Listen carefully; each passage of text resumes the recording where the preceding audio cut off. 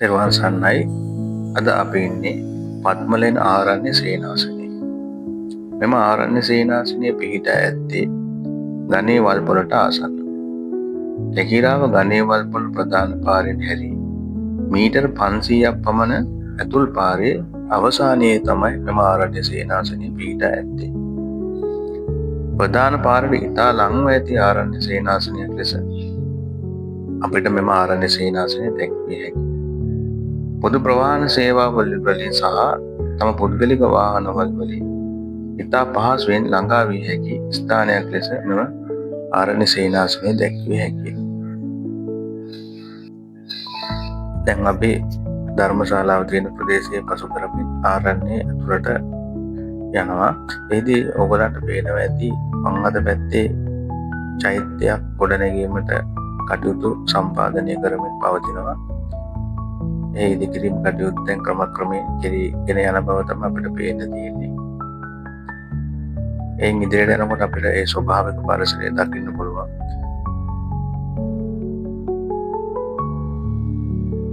ඒ කුටි වලට යන ප්‍රදේශය ඒ පාර අපිට දැක ගැනීමට හැකියාව තියෙනවා. ස්වභාවික ගල්පර, ඒ ගස් කොළන්, ඒ ඔක්කොම ඒ වියලි පරිසරයට සාපේක්ෂ ආකාරයෙන් තමයි පිහිටා තියෙන්නේ. දැන් අපිට වම් අත පැත්තෙන් පේනවා සීමා වට යන පාර. අපි තවත් එතනින් හැරී අපි කන්ද පැත්තට තවත් ඉදිරියට යනවා ගල්ලෙන් බැලීම සඳහා. එම ආරණ්‍ය සේනාසනයේ ස්වභාවිකව ගල්ලෙන් 60කට වඩා වැඩි ප්‍රමාණයක් පිහිටා ඇති බව තමයි අපි දැනුවත් වුණේ. සීමාව ඒ බොහෝ ගල්ලෙන් කටාරම් කොට ඇති බව තමයි අපි කලින් දැනුවත් වුණේ. එහිදී එක ගල්ලෙන ආශ්‍රය කරගෙන අපගේ රිට්ඨ මහ රහතන් වහන්සේ වැඩ සිටි බව අපි දැනුවත් වුණා. දැන් අපි තවත් මේ ආරණ්‍ය ඇතුළට යනවා. මේ ආරණ්‍ය ප්‍රදේශය ඉතා විශාලයි. අක්කර ගණනාවක් ඉතා විශාල ප්‍රදේශයක තමයි මේ ආරණ්‍ය සේනාසනය පිහිටා තියෙන්නේ.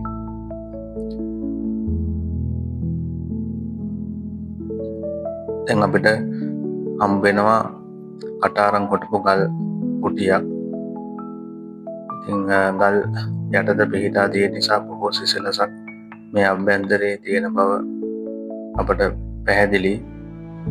ඉතින් බොහොම විවේකීව ඒ බවුන් වැඩිීමේ කටයුතු ආදී කර ගැනීමට පහසුකම් සහිත කුටි ලෙස තමයි අපිට මේ කටාරම් ගල්ලෙන් සහිත කුටි දැකීමට හැකිවන්නේ. එම කුටිය පසු කර අපි තවත් ඉදිරියට යනවා.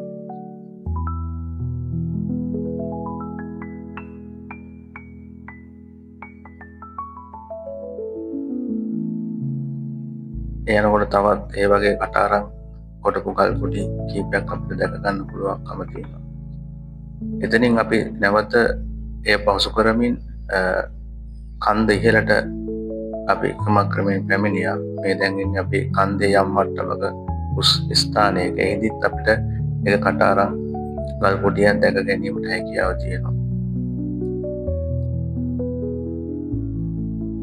එයින් පස්සේ මෙම ආරණ්‍ය සේනාසනය ඉතා සුන්දරම ලස්සනම විවේකීම ස්ථානය වන මේ කන්දේ මේ ගල්තලාව මුදුනට අපිට ඒමට හැකියාව ලැබුණා. එම ගල්තලාව මුදුන ඉතාම සුන්දරයි, නිස්කලංකයි, දැකුම් කලුයි.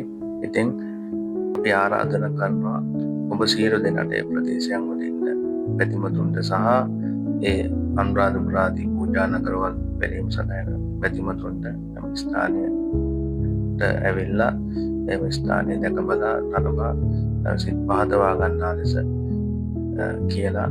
ඉතින් ඔබ සියලු දෙනාටම තෙරුවන් සරණයි.